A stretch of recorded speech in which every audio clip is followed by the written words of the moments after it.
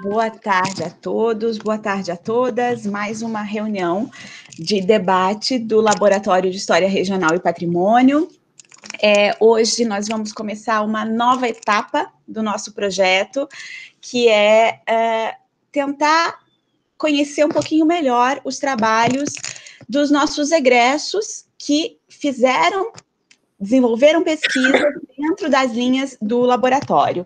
Então, os dois primeiros nomes convidados são os dos ex-alunos do curso de História da UF Campus, que hoje são profissionais formados, historiadores, estão atuando, estão no mercado de trabalho, são professores, são alunos de programas de pós-graduação, e os nossos primeiros apresentadores serão a Alba Vieira e o Felipe Tavares. O trabalho da Alba e o trabalho do Felipe foram desenvolvidos numa linha específica do laboratório, que desenvolve temas relacionados a questões ambientais, ao mundo rural, à agricultura, história da agricultura, e nós vamos começar, então, com uma apresentação da Alba, depois uma apresentação do Felipe, e depois nós abrimos para o debate, perguntas, questões, que é interessante a gente conhecer também qual foi a trajetória desses dois ex-alunos, para conhecermos também esse percurso. O trabalho que a Alba vai apresentar se chama Êxodo Rural e Permanência no Campo, reflexos da industrialização brasileira na Fazenda Experimental de Italva, nos anos 1995 a 2000. A Alba enviou um resumo, então quem teve acesso, o grupo teve acesso, várias pessoas puderam ler o resumo, então depois quem tiver questões vai poder fazer para a Alba. E o título do trabalho do Felipe é O Rio de Janeiro Agrário nos fins do século XX, Agricultura Familiar, Políticas Públicas e Concentração Fundiária. Então, eu vou passar a palavra inicialmente para a Alba. Alba, você tem em torno de 15 minutos para falar, depois a gente passa a palavra para o Felipe e depois nós abrimos para o debate. É com você. Boa tarde, eu quero agradecer o espaço, para falar da minha pesquisa, dizer também que esses encontros virtuais do laboratório estão sendo bem enriquecedores, nesse momento que a gente está vivendo. Eu vou apresentar brevemente a pesquisa e depois eu vou falar sobre a contribuição da história regional para o trabalho. Essa pesquisa, ela teve como proposta investigar algumas modificações ocorridas no campo, a história e a dinâmica da fazenda experimental de Italva, com destaque para os anos finais do século XX. Essa fazenda ela é uma propriedade do estado do Rio de Janeiro. Hoje ela está sob a administração do ITERJ e recebe assistência técnica da EMATER. Seu território é dividido entre o assentamento da fazenda, entre 2 bairros urbanos e uma área delimitada para uso da EMATER, para fins experimentais. O trabalho foi feito a partir da metodologia de pesquisa de caráter bibliográfico e documental, e principalmente através da metodologia de pesquisa da história oral, a partir de entrevistas de produtores rurais, antigos moradores da fazenda e técnicos do ITERJ e da EMATER. Então, sobre a história regional, eu vou falar mais no final da apresentação. A escrita e a pesquisa sobre a trajetória da fazenda foram feitas juntamente com análise sobre a história da agricultura brasileira, a industrialização do Brasil e a industrialização da agricultura, a chegada de maquinários, insumos, etc. Então, eu vou explicar, assim, brevemente o contexto para a gente entender o que aconteceu com essa fazenda.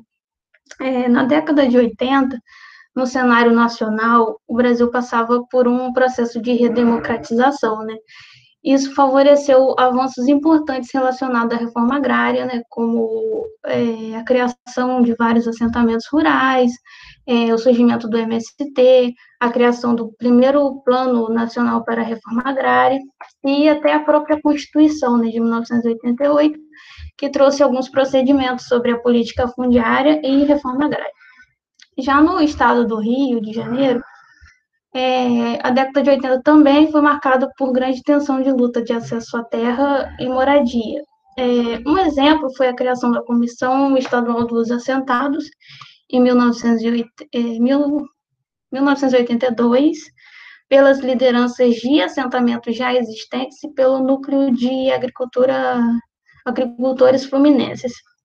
E nesse contexto de luta pela terra, a fazenda experimental foi escolhida para a criação de um assentamento. Em 1984 e em 1986 foi fundada a Associação de Lavradores da Fazenda Experimental de Talva, né?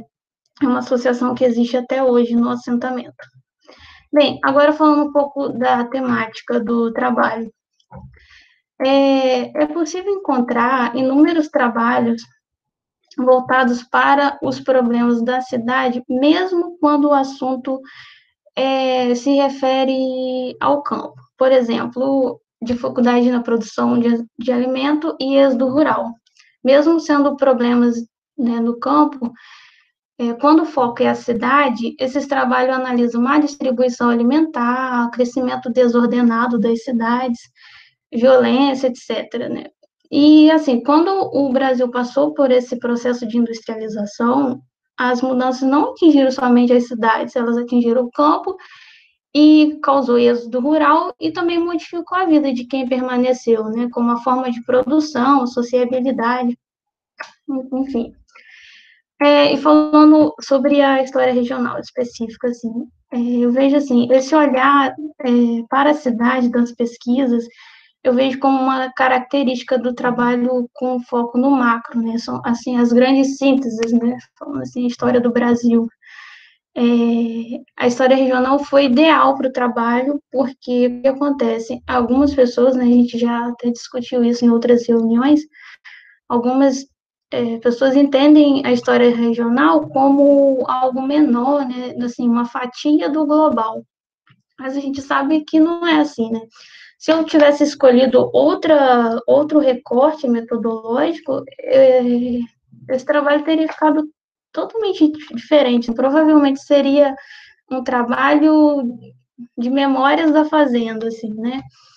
Até por questões das fontes que eu encontrei, né, no começo da pesquisa. Então, assim, uma parte significativa do trabalho foi para definir o objeto de pesquisa, já que até então não havia uma trajetória historicamente traçada, assim, né? E uma documentação organizada sobre o que era aquele território.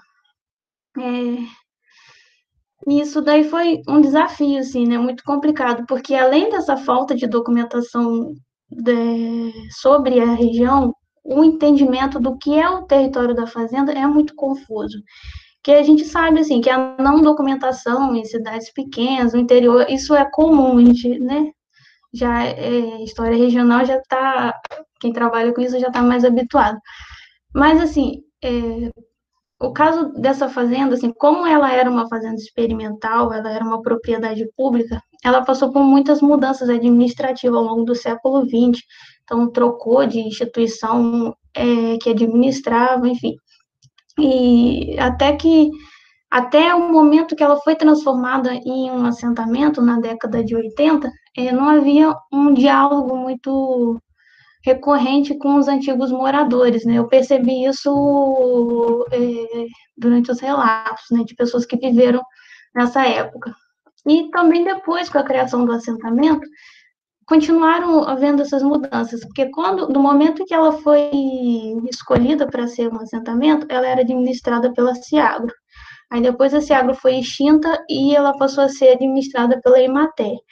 Hoje ela é administrada pelo ITERJ, e até isso é um pouco confuso também, porque ela é oficialmente um território da Emater, mas ela é administrada pelo ITERJ. Então, quando eu fui a campo fazer a pesquisa, teve uma pequena confusão, assim, de entender o que era esse território, né, que eu estava pesquisando. E também outra coisa, durante a pesquisa eu percebi que há um desconhecimento em relação à região, sabe? construção histórica desse território, que é um assentamento fruto de reforma agrária. Eu percebi que há um desconhecimento em relação a isso, às pessoas que moram até mesmo no assentamento e no entorno, né, na cidade, nas áreas rurais no entorno também. E a história regional, então é isso, né? Olhar para a região, entender que aquela região é um espaço com história e sentido próprio, que ela é integrada com o global, né? Mas perceber que as pessoas que vivem em integragem à região têm uma história, têm uma interação social em um território. Então, a história regional permite a ampliação da construção da história do país, devido às possibilidades de pesquisas trazidas por esse campo, né, especialmente para abranger grupos marginalizados pela história total, assim, as grandes citas. E aí as pessoas que vivem no assentamento são descendentes de agricultores, lavradores, são pessoas brasileiras que trabalhavam nos arredores, trabalhavam na fazenda e nos arredores. E aí eu faço um paralelo entre a história regional, uma grande síntese, né, como eu vou usar o exemplo, o livro História do Brasil, do Boris Fausto, e a história desse território. O que acontece? Hoje, ela é um assentamento, mas antes ela era uma fazenda pública experimental, em que as pessoas moravam e eram meeiros, né, os produtores eram meeiros. Então, eles produziam, metade da produção ia para a capital, na fazenda, e metade do que era produzido ficava para eles, para consumo, para ser vendidos em feiras, para troca entre eles, enfim. Antes disso, ela era uma propriedade privada, então os moradores eram colonos, né? Antes de serem meios, eram colonos. Eles produziam nessas terras para um proprietário e também tinha pequenas produções em seus quintais, enfim. Eram brasileiros, pobres rurais, que ocupavam essa fazenda e outras fazendas do Noroeste. No livro do Boris Fausto, assim, eu não estou dizendo que é um livro ruim, tá? Eu só vou fazer um paralelo aqui. Ele descreve os colonos como imigrantes estrangeiros que vieram trabalhar nas fazendas brasileiras no café. E aí não é o que acontece nessa região. Não eram estrangeiros, não eram imigrantes, eram pessoas brasileiras, pobres, que viviam nessa região. E, assim, eu tive como principal entrevistado um senhor que mora no assentamento há 54 anos, né? Permanece esse tempo no assentamento, e um casal que morou no assentamento entre 1950 e 1995. Em que seus descendentes eram brasileiros, famílias brasileiras que não possuem uma documentação arquivada em nenhum lugar. São pessoas que têm suas vidas atreladas com a história da fazenda e todas as mudanças administrativas que isso envolve, né? Pessoas que passaram por esse processo de industrialização do Brasil no século XX e que, portanto, deixaram ou permaneceram no campo. Para terminar, porque a hora já deve estar acabando o meu tempo, eu vou só concluir assim, com algumas modificações no assentamento, que foram o surgimento dos bairros, né? Hoje a área que corresponde ao bairro São Caetano é a parte do assentamento que fica às baixas da BR-356. Essa fazenda foi invadida, e essa área foi, invadida e loteada no final da década de 90, contribuindo para que ocorresse um êxodo rural e para o surgimento de um bairro dentro do assentamento. Já a área do bairro Boa Vista foi ocupada e delimitada na área que foi destinada para o uso da Emater.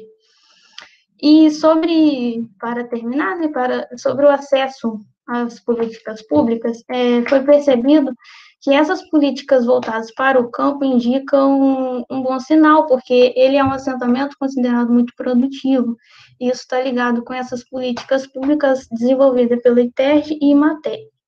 Porém, eu vejo que é uma questão que ainda tem um caminho muito longo a se percorrer. Por ser uma zona rural, ainda há uma noção de que são nessas áreas que há um contato direto com o mundo natural. E a gente vive numa lógica que o mundo natural deve ser tratado e explicado a partir de uma forma exata, né, pelas ciências biológicas, pela química, pela ecologia, enfim, aparentemente tratado de uma forma sem ideologia, subjetividade, e nesse caso as pessoas são vistas como seres biológicos. É importante que o foco de políticas públicas para a agricultura familiar seja no produtor, no morador, né, e não na produção em si. Isso daí é uma questão. E dentro disso, eu destaco no assentamento essa questão do não reconhecimento do histórico do território, né? É algo que deveria ser visível por todos os moradores do assentamento e da cidade, pessoas que vivem no entorno também, e não somente em alguns produtores que têm uma proximidade maior com a assistência técnica. Né? O assentamento ele tinha uma escola, né, era da fazenda, depois do assentamento, e ela foi fechada no começo do século XXI, né? Isso é uma questão, assim, triste até, isso dá outro trabalho, assim, né, a questão do fechamento da escola.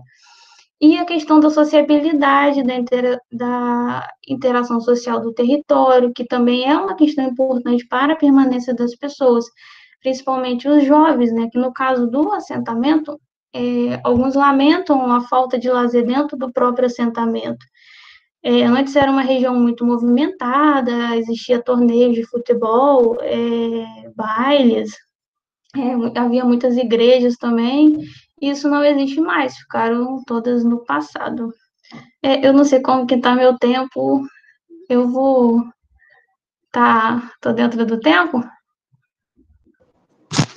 Mais 2 minutinhos, Alba, para encerrar. Eu vou, se eu conseguir projetar aquela imagem, se eu não conseguir, eu encerro. Eu não vou conseguir, não. Que eu já... Deixa eu ver aqui.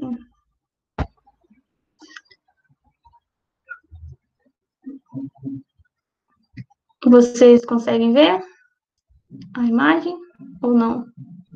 Se não, eu encerro e depois eu tento. Dá para ver. Sim, está aparecendo. Apareceu a sua caixa de mensagens com várias fotos, a sua tela. Essa imagem, quando eu mexo o mouse, vocês conseguem ver? Não. Imagem, não. Só está aparecendo a sua pasta. Então está aparecendo a sua pasta com várias imagens então, miniatura. Eu encerro, depois eu tento, só a área, né, porque eu tenho um mapa delimitado à área, e eu tenho uma foto da escola fechada também, eu queria compartilhar com vocês. Mas depois, se eu não conseguir, depois da fala do Felipe, eu tento novamente. Então, é isso. Se ficou alguma questão, depois eu retomo, alguma dúvida ou sugestão também, a gente fala depois sobre isso. Obrigada. Alba, obrigada a você. Felipe, então a gente já passa a palavra para você. Todo mundo consegue me ouvir, gente? Boa tarde, queria agradecer também o Laripe, né, para a oportunidade de falar do meu trabalho de monografia, que foi assim meu primeiro momento onde, orientado pela Suzana, eu consegui perceber que história, mundo rural e ruralidades, eles são possíveis. E minha fala vai muito de encontro com algumas coisas que a Alba falou, e vou falar algumas coisas da monografia, porque como ela abrangeu alguns aspectos, eu resolvi escolher alguns que fossem mais condizentes com o que a Alba falou também. Para introduzir, eu acredito que quando a gente compreende a agricultura brasileira, a gente compreende uma atividade que alimentou, que vestiu e que transformou a vida de milhões de pessoas ao longo do processo histórico. E, além disso, esses processos, né, de acumulação desigual da riqueza, o uso da terra, da concentração fundiária, eles são agentes que aprofundam a desigualdade no Brasil e que são indissociáveis do campo, né? Então, as crises e os ciclos econômicos da cana, do açúcar, do café, eles estão sempre ligados à vida desses produtores e produtoras que compõem uma parte significativa da economia e também aspectos culturais muito importantes. E quando a gente fala de agricultura no Rio de Janeiro, a gente tem uma visão de que o Rio de Janeiro é um estado predominantemente urbano, e ele não é. A partir dos anos 60, né, acelera o ritmo de crescimento e urbanização, e esse processo vai levar a uma concentração de pessoas na cidade. No entanto, essas áreas, né, e áreas de produção rural, elas vão continuar produzindo e manifestando e reivindicando diversos elementos que são contrários à ditadura civil-militar e que também prestam uma resistência muito grande frente às políticas militares. Então, com isso a gente pretendeu provar na monografia que a face rural e produtora do Rio de Janeiro e do território fluminense, ela é ativa, ela não está separada dos contextos nacionais, das políticas nacionais. E lembrando que a Alba falou, né, o campo da história, ele ainda carece de muitos estudos que coloquem o rural e a ruralidade como um protagonista, né? As ciências sociais, especialmente a sociologia e a antropologia, elas têm se destacado mais pela essa inserção profunda no campo, com perspectivas arquivísticas, mas também antropológicas, e que são indispensáveis na compreensão desse tema, e que o historiador, ele pode e deve trazer isso para o seu trabalho. Na história, a gente tem estudos clássicos e estudos recentes que são de grande prestígio para a gente entender o mundo rural, como os antigos, como da professora Maria da Linhares, do professor Francisco Carlos Teixeira, da professora Eli, e recentes a gente tem alguns estudos como o da Suzana, do professor Leonardo Soares, que é da UF também, que ajuda a gente a entender que esse fluminense rural, ele é altivo, né? Ele tem um caráter reivindicatório muito grande. E nessa pesquisa, a gente percebeu que era impossível falar do território agrário fluminense sem a gente perceber como que essas pessoas são vistas e como que elas estão inseridas num contexto de política nacional. A que papel se atribuem essas pessoas, né? Qual que é o ethos que os agricultores possuem na história. E a gente visou desmistificar algumas coisas que estão enraizadas no imaginário social, que, como, por exemplo, todo trabalhador agrícola é pauperizado. Isso é uma inverdade, né, porque não considera os distintos processos de industrialização do campo, que são desiguais em diversas regiões, mas que produz exemplos de várias pequenas propriedades que têm um sucesso e têm uma produção que se compara com médias propriedades em questão de produtividade.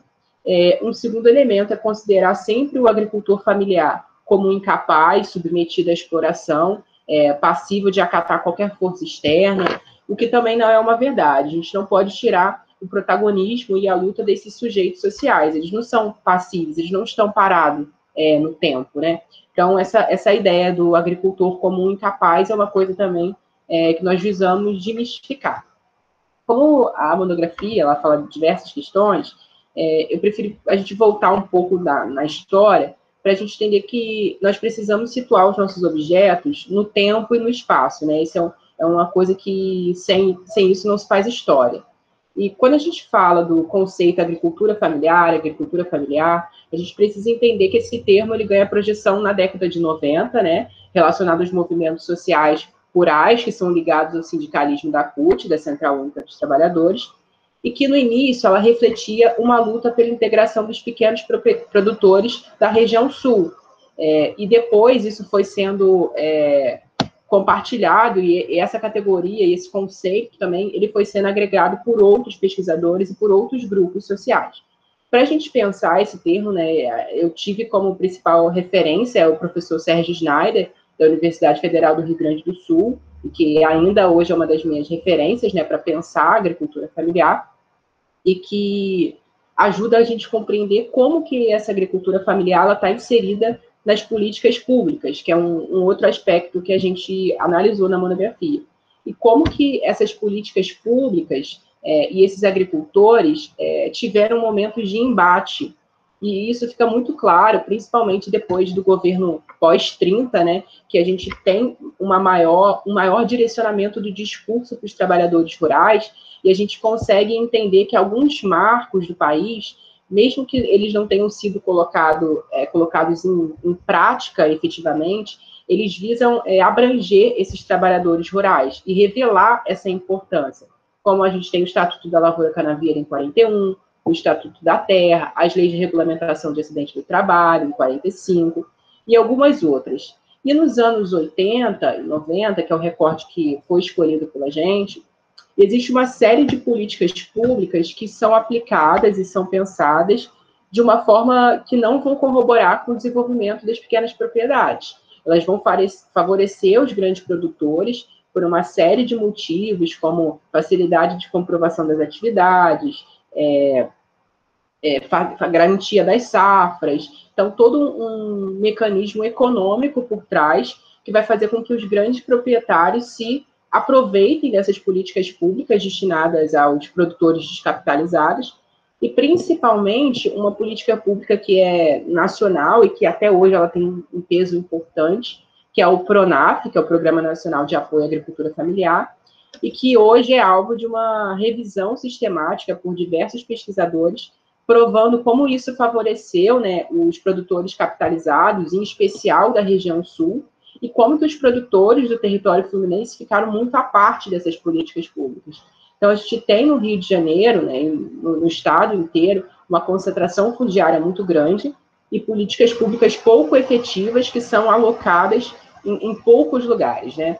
E essas políticas públicas, elas já começam a dar errado no momento que elas são inseridas, no momento que elas são criadas.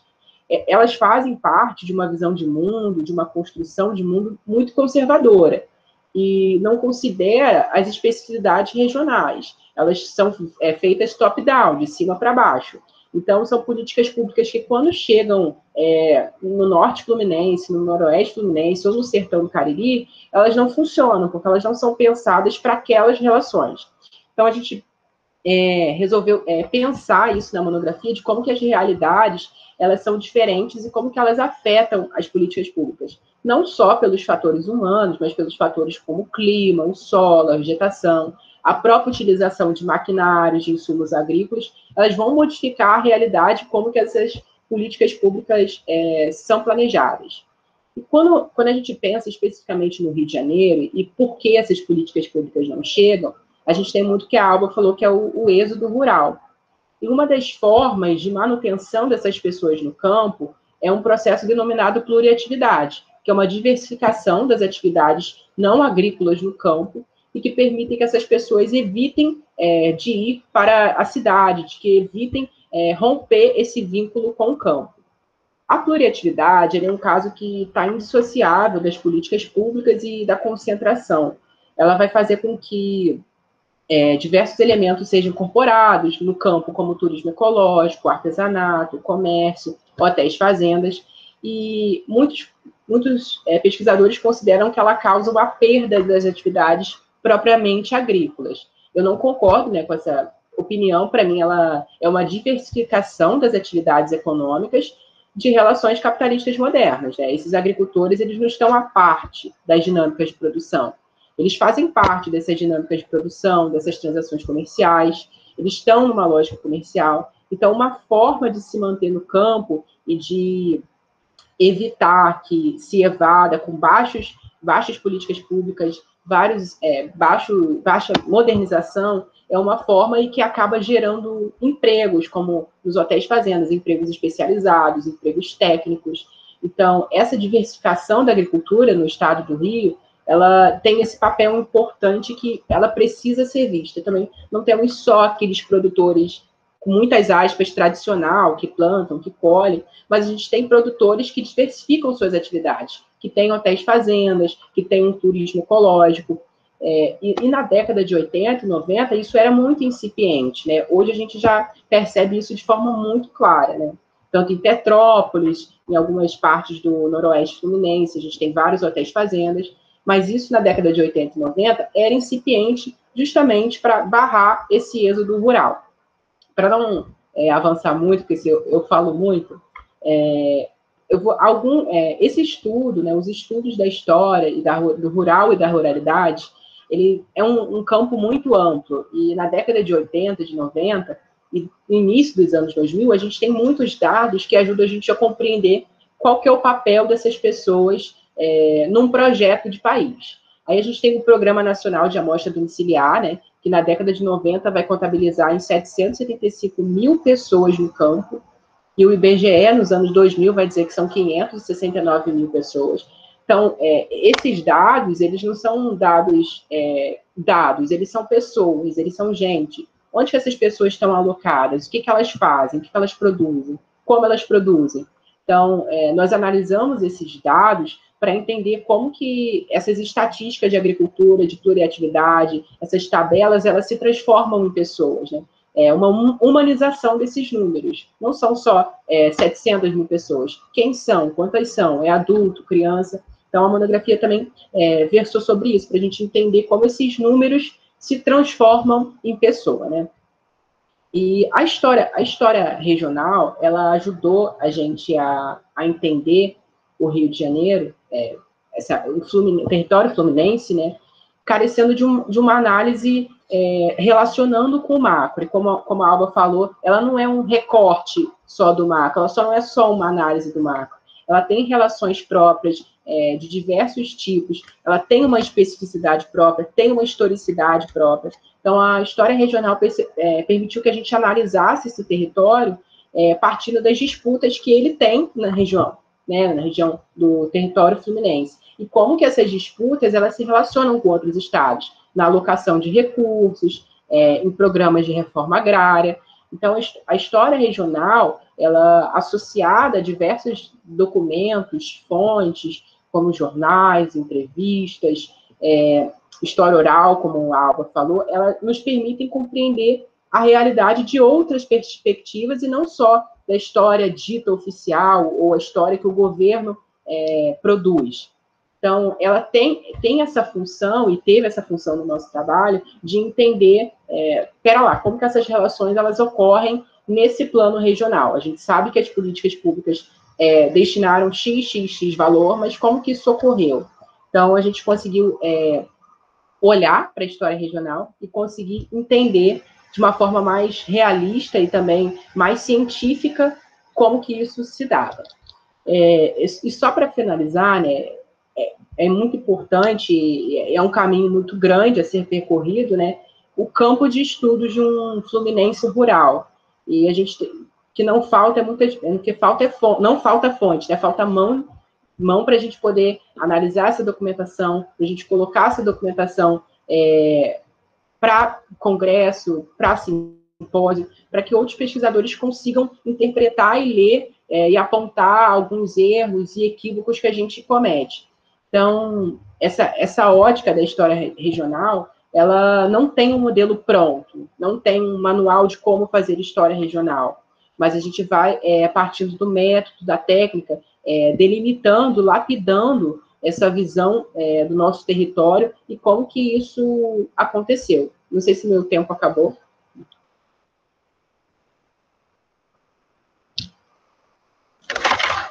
Acabou?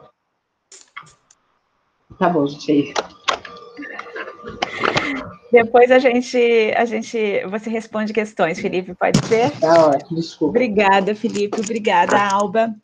Acho que a gente abre agora. Eu queria fazer um rápido comentário. Tanto Felipe como Alba foram meus orientandos no trabalho de conclusão de curso, e o interessante do trabalho deles, eu acho que é uma percepção que vem dos estudos da década de 80, assim, de reinserir alguns personagens na história, e especialmente do Norte Fluminense, que são os agricultores livres pobres, que, como a Alba disse, não eram nem imigrantes europeus que vieram numa colonização programada para fazendas de café ou de cana, ou enfim, não eram ex-escravos, até podiam ser por conta de todo um entrelaçamento de personagens que foi se construindo, mas que são brasileiros, são agricultores, não necessariamente sempre viveram no campo, muitos forçosamente tiveram que ir para a cidade nos momentos de êxodo rural e tiveram oportunidade de retornar ao campo, como através desses movimentos, como o movimento dos trabalhadores sem terra, e esses trabalhos, tanto do Felipe como da Alba, dão uma percepção interessante de que a gente precisa conhecer o processo para não fazer alguns pré-julgamentos, como costuma se ouvir que, por que fulano quer um lote de terra para ser agricultor se ele mora numa favela na cidade? Porque ele tem todo um histórico familiar de estar onde ele está, numa área pobre, urbana, por um dos momentos de expulsão do campo. Então, perceber que ainda existem trabalhadores pobres, rurais, é importante. Perceber que esses trabalhadores, muitas vezes, são grandes fornecedores de alimentos para as áreas urbanas vizinhas. Perceber que eles são personagens importantes, que eles têm voz, que eles têm opinião. Perceber que eles não precisam ser um personagem, ser aquele agricultor tradicional, pequeno. Ele pode agregar novas atividades, como o turismo rural, como o ecoturismo. Ele pode se perceber como membro de uma associação, como os personagens estudados pela Alba. Então, perceber que existem múltiplas ruralidades, e elas fazem parte também do desenho urbano. Então, acho que foram duas contribuições muito interessantes para as pesquisas do laboratório, da linha de pesquisa que elas estavam inseridas. Eu acho que os resultados finais foram muito interessantes. Eu queria abrir agora para quem quiser fazer perguntas, comentários para o Felipe e para a Alba. Vamos lá, gente? Rapidamente, eu vou deixar os meninos falarem. Eu só queria fazer dar parabéns, né, a você, Suzana, como orientadora, ao Felipe e à Alba. O trabalho da Alba eu conheço um pouquinho mais, porque eu estive na banca, né, mas eu sei que o trabalho do Felipe também tem muita qualidade, porque, enfim, né, a gente conversa sobre isso. E aí, assim, dá parabéns a vocês dois, né, o Felipe está dando continuidade, já está no mestrado. A Alba, com certeza, vai levar à frente também, que é um trabalho muito original também. Eu só queria fazer, assim, uma referência à importância desses trabalhos, né, para a historiografia mais recente, porque a gente vê o conceito de história regional circulando de forma descompromissada, e isso tem me causado grande preocupação, né? Quando a gente pensa em história regional, a gente logo associa a simplesmente a história de um lugar, né? E não é só isso. Então, é muito importante que a gente teorize, né, mais do que nunca. Nós que estamos procurando dialogar em nossas diversas fases de estudo, né? Cada um aqui está em diversas fases da carreira, da pesquisa, mas é muito importante que a gente dialogue com os conceitos, né? Eu vi coisas aqui agora muito importantes, né? O fato da história regional não necessariamente ser um contraponto à história global, né? O global, isso é muito importante, porque as discussões mais recentes estão interpretando esses dois conceitos não como antagônicos, e sim como, enfim, né? Conceitos que podem dialogar. Outra coisa importante, né, é o conceito de região e o conceito de território. Isso é importante porque a gente vê em muitos trabalhos os conceitos serem jogados, né, eu sempre falo, o conceito é muito importante, a gente precisa, nós historiadores precisamos, para historicizar, a gente precisa entender os conceitos e saber trabalhar com eles, e eu acho que isso é importantíssimo, né?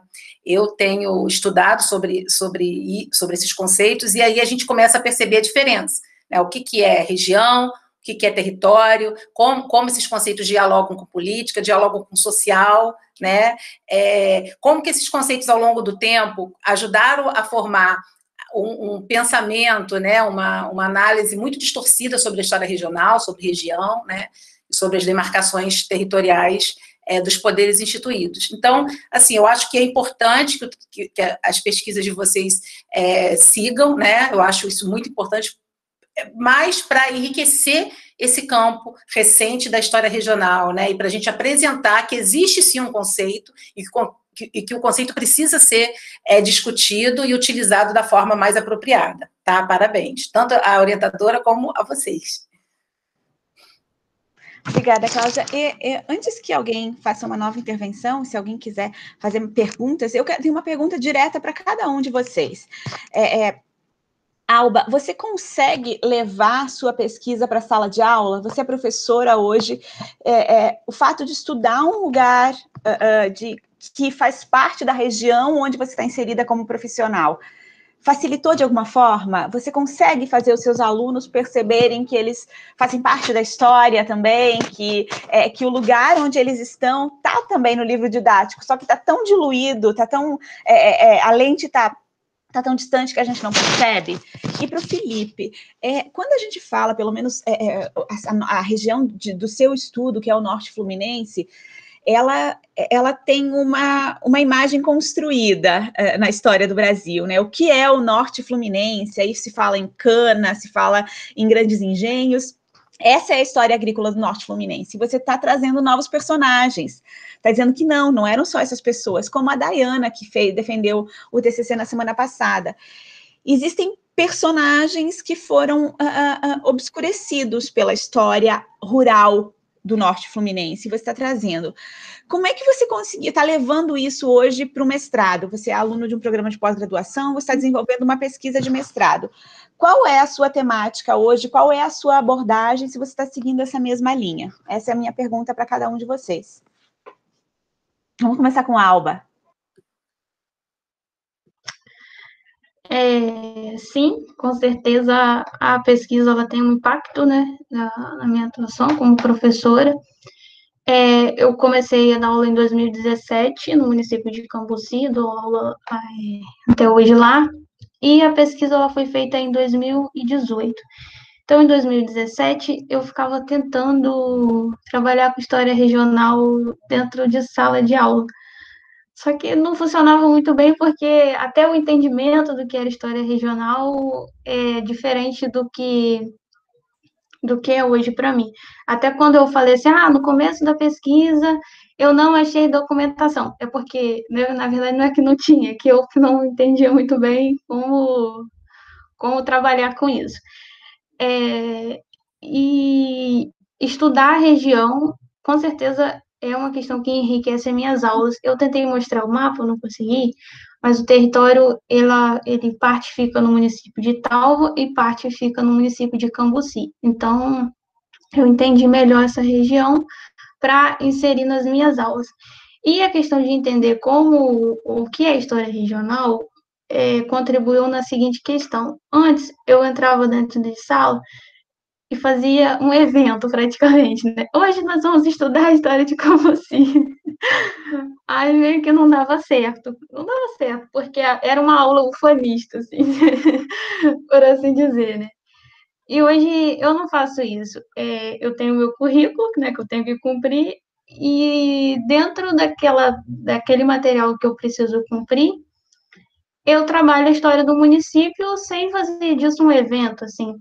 Então, quando eu vou dar aula de Brasil Império, questão do café, eu não falo do café no Brasil como um negócio, algo distante. Eu falo... Adoro ouvir isso, sem fazer disso um evento, adorei isso. Porque isso daí atrapalha um pouco, porque até as crianças já reviram o olho, assim, quando você chega muito entusiasmado, assim, com a questão. Eu falo criança, mas é adolescente, né? Então, quando eu vou dar aula de História do Brasil Império, falar do café, eu falo disso numa perspectiva regional, eu falo da região de Monte Verde, que é um distrito de Cambuci, que foi uma localidade importante para o povoamento do Noroeste como um todo, né? Região de Itaperuna e Monte Verde. Então, entender o que é história regional e entender o que é aquela região, com certeza, sim, foi uma mudança significativa para minhas aulas, né, de forma positiva. Que bom, é importante a gente perceber isso, né? Que dá para fazer, dá para usar as nossas pesquisas, dá para usar os nossos trabalhos, o trabalho de cada um de vocês. Ele não pode morrer numa gaveta ou num CD na biblioteca. Ele tem que dar frutos, independente de ser num programa de pós-graduação. Ele te ajudou de alguma forma, então agora você tem que passar ele para frente. Eu fico muito feliz também, como a Cláudia, de ouvir isso, de ouvir que isso está chegando na sala de aula, né? né? Está chegando através de uma professora formada pelo curso. Essa questão, assim, até quando eu falei que eu não faço de um evento, porque esse ano é o primeiro ano que eu iria trabalhar com livro didático, né? Eu não tinha livro, então era só quadro e caneta. Então, eu escrevia no quadro os dados e aparecia o nome de Cambuci. Então, eu já colocava isso de propósito, assim, uma provocação, porque aí vinha Brasil Império, Cambuci? Como assim? Como assim? O que uma coisa tem a ver com a outra? Então, eu já partia disso. Deixava o evento por conta deles. Legal. Felipe? Suzana falou aí que é o norte fluminense, né? E tem muito mais que cana, que é machixe, é abacaxi, é imigração europeia em São Francisco, é uma miscigenação. Agora, no mestrado, eu estou estudando a indústria canavieira em Campos, partindo das greves, né, dos trabalhadores do corte da cana nos anos 80 e 90, para tentar entender qual era a visão que os usineiros tinham desses trabalhadores, partindo de um jornal conservador, que é o Jornal Fluminense. Então, estou trabalhando com hábitos, né, hábitos da elite sucrocoleira de Campos, para tentar mapear o pensamento deles acerca dos trabalhadores do corte da cana e as resistências que esses trabalhadores tiveram ao longo dessa década, 80 e 90, com greves, com reivindicações, com organizações sindicais, para mapear o pensamento conservador em Campos. Eu fugi um pouco da questão das outras produções e voltei para a cana, então o tema me puxou para analisar isso a partir de um jornal e da documentação que está disponível no arquivo. Eu acho que isso também tem muito a ver, claro, com quem te orienta, né? Acho que a professora Regina Bruno, isso é uma outra coisa que é interessante, né? Além de trabalhar os agricultores livres pobres, a elite é muito pouco estudada, a elite rural. E estudar significa desnudar. E essa elite nunca quis ser muito estudada, né? Ela é muito discreta. Isadora chegou. Bem-vinda, Isadora. Oi, gente, boa tarde. E a professora Regina Bruno sempre estudou isso, ela sempre estudou a elite rural, porque as nossas disputas se fazem, né, entre vários polos, não só dois extremos. E é legal você estudar isso, perceber isso, porque essa elite também sempre foi tão naturalizada em Campos, e esse é um discurso que não é só do Norte Fluminense, ele é um discurso recorrente em muitas regiões rurais do Brasil, de que o grande fazendeiro ou os grandes fazendeiros, eles são bons, porque eles trazem coisas boas para a região, eles trazem trabalho, eles trazem dinheiro. E eu sempre me perguntei isso, eles trazem mesmo? Numa mecanização tão acentuada, quão pouca mão de obra eles precisam? O dinheiro deles realmente circula na região ou eles simplesmente extraem dinheiro da região e levam para outros lugares? Os carros que eles compram são comprados na região, os jatinhos que eles têm são comprados na região, os investimentos na bolsa que eles fazem não são na região, né?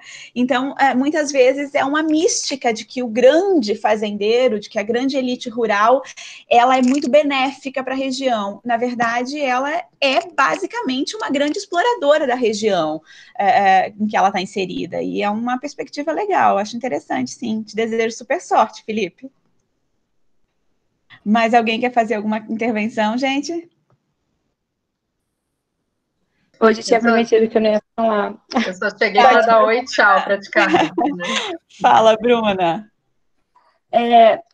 Quando o Felipe estava falando na fala dele, né, sobre essa questão que o Rio de Janeiro, a gente tem uma perspectiva de que não existe, né, essa questão da plantação, das pessoas que vivem no campo, é uma visão bem inculcado, pelo menos na minha cabeça, né? Até eu entrar na faculdade, essa questão do agro, para mim, no Rio de Janeiro, era uma coisa muito afastada, porque a minha família veio do centro do Rio, né? Minha família é toda do Rio mesmo, então, essa questão até mesmo da onde vai o entendimento do carioca, o carioca em si, sobre o Rio de Janeiro é uma coisa meio delimitada, assim, né? Não sei para vocês que moram aí, se bem que vocês fizeram nada aí, né? Mas, assim, desde criança, essa questão do agro sempre foi muito distante. Mesmo que a minha família veio de uma região, até mesmo que na faculdade a gente estudou aquele texto, né, falando ali sobre Cachoeira de Macacu, que meu avô era um grande produtor, ótimo, né? Meu avô era um médio produtor de arroz, e aí, meu bisavô, na realidade, mas todos eles migraram para a região do Rio de Janeiro. Então, essa questão do agro, para mim, ficou muito distante, uma coisa, parecia que era, tipo assim, muito distante mesmo. E aí, quando você, por exemplo, quando você viaja pelo Brasil... Agro é no Mato Grosso e em Goiás, né? Nessa questão da plantação, da terra, da cultura. E aí ficava muito distante para mim. E aí, quando a gente viaja pelo Brasil, pelo menos eu tive essa oportunidade de ir para o sul, e quando você passa nas estradas, você olha para um lado a plantação, você olha para outra plantação. Quando você vai para São Paulo também é muita plantação. E aqui no Rio de Janeiro a gente quase não tem essa dimensão, né? Por exemplo, quando você viaja para o Rio, essas coisas não tem plantações nas estradas, aquele negócio todo, então fica mais distante ainda. Então fica um vácuo, né? Um espaço, um buraco que você pensa, né? O que eu como, de onde vem. E meu pai era caminhoneiro e tudo que meu pai trazia era de bem longe, sempre do Nordeste. E aí ficava mais um vácuo ainda na minha cabeça de onde que vem as coisas que eu como. E aí eu comecei a ter amizades com pessoas que são da Serra de Macaé. E aí que eu comecei a perceber que as coisas que eu como muitas das vezes são nesses lugares também. Então, assim, como que é assustador, para mim é muito assustador, durante 20 e tantos anos da minha vida, eu não perceber de onde que vem as coisas que eu como. E sempre ter essa noção que é muito distante, uma coisa muito distante. Vem do Nordeste, vem do Ceará, enfim. E aí, na fala do Felipe, foi muito impactante para mim, né, sobre essa questão, né, dessa permanência dos agricultores na região, que nem todos evadiram, nem todos foram para a cidade, nem todos migraram de uma região para outra. E eu queria parabenizar por isso, né? Como que essa fala tinha que ser mais difundida dentro de sala de aula, porque às vezes a gente esquece de falar sobre isso, né? Sobre o presente. E eu lembrei das discussões que a gente teve do LAIRP do começo, né? Com a Isadora, a questão do presente, da gente olhar o presente analisando o passado. Mas essas discussões de presente são necessárias ser ditas em sala de aula. Nem todo mundo evadiu, porque quando a gente vai falar sobre história, né, na escola, a gente fala, todo mundo saiu do campo e foi para a cidade, houve o êxodo rural. E a gente esquece que pessoas ficaram, né? Então, como que eu queria parabenizar os dois, a Alba também, sobre essa discussão do presente, né? Sobre esses diálogos do presente, e como que agora nós que estamos aqui, né, os futuros historiadores que estarão em sala de aula, como que é necessário a gente enfatizar isso em sala de aula, né? Trazer esse debate para o cotidiano do aluno, para não ficar que nem eu com esse vácuo de pensamento sobre a questão rural no estado do Rio de Janeiro. Bruna, e tem uma coisa muito importante que nós já comentamos também nisso que você está falando em reuniões anteriores, que é esse apagamento. Quando essas pessoas são silenciadas, ou não são comentadas, ou não são inseridas nos debates, quando elas vão fazer uma reivindicação, as pessoas vão dizer, não, mas por que a gente vai estar defendendo uma política pública para a agricultura familiar no estado do Rio de Janeiro, se não tem agricultura no Rio de Janeiro?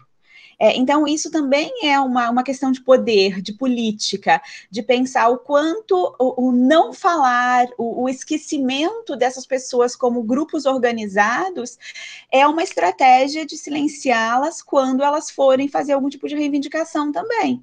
E trazer isso à luz é algo importante, é perceber que aqui em Nova Iguaçu tem agricultura familiar em cima dos dutos da Petrobras, que é uma política de inserção de famílias carentes, que fornece muitos hortifrutigranjeiros para a cidade do Rio de Janeiro. É você pensar que a Serra, a região serrana do Rio de Janeiro, é uma grande produtora de hortaliças. E aí, quando você pensa em agricultura, a gente pensa exatamente o que a Bruna está pensando no cotidiano, que a agricultura é o grande agronegócio, que quem precisa de amparo governamental e de financiamento é o grande fazendeiro de soja, de arroz, né? Não necessariamente. E aí, o quanto é difícil para o pequeno acessar esse tipo de política pública, como o Felipe estudou. O Pronaf, ele acaba sendo muito interessante, só que quando o agricultor tentava acionar no ano, e se ele tivesse alguma dívida, ele ia ficar com, entre aspas, com o nome sujo, no ano seguinte ele já não conseguia. E o grande agricultor, ele tem todas as possibilidades de renegociar dívida, de fazer a dívida rolar e de conseguir novos financiamentos, diferente do crédito que o pequeno agricultor tem, né? Só complementar rapidinho o que a Bruna falou, dessa percepção dela, da agricultura, e ainda tem um além, Bruna, que a gente tem no Rio de Janeiro, principalmente na Zona Sul, uma produção que é voltada para um nicho muito pequeno, que são as feiras orgânicas na Zona Sul, e que não fazem parte da produção, na grande maioria das vezes, esse agricultor do norte, do noroeste, da serra, são agricultores especializados, né, com produto muito alto, destinado a parcelas muito específicas da população, mas que aí sim a procedência e a origem importa. Em questões sociais, para a gente, para as pessoas comuns, não importa se o alface vem de Petrópolis ou se vem da Baixada Fluminense, mas para determinados nichos, a origem, ela é o que faz aquele produto também ser de qualidade ou não. A gente também tem esse mercado de orgânicos especializados, né? Então, não estamos falando do orgânico dos assentamentos, são orgânicos de produções cultivadas, com especialistas, com biólogos, com pessoas capacitadas para atender esse tipo de mercado, né?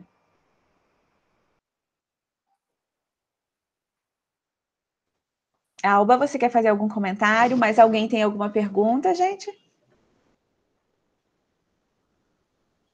Não? Então, eu acho que a gente vai encerrar. Eu quero dizer que foi uma alegria ouvir a apresentação de vocês e ouvir que que o trabalho deu frutos, né? Que o trabalho de conclusão de curso saiu dos muros da universidade. Isso é muito importante. Quando eu escuto a Alba falando de como ela consegue conversar com os alunos dela e inserir essa questão de que estudar a história do período imperial também é estudar a história do café em Cambuci, é muito bom.